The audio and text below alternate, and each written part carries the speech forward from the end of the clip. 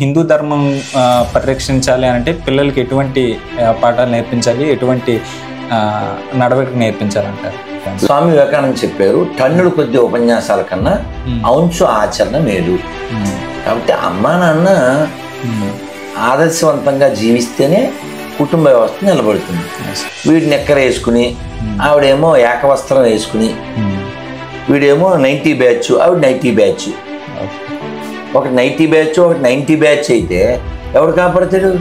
So నువ్వు ఇంట్లో పొద్దున్న లేచి, అంటే మీరు అడిగారు కాబట్టి పొద్దున్న లేచి వాళ్ళ అమ్మ స్నానం చేసి తులసమ్మ దగ్గర దీపం పెట్టి అగరబత్తి వెలిగించి దేవుడి దగ్గర దీపం పెట్టి పొద్దున్నే గంట వెనుపడి అగరబత్తి వాసన వచ్చి, అది ఎంత గొప్ప అట్మాస్ఫియరు.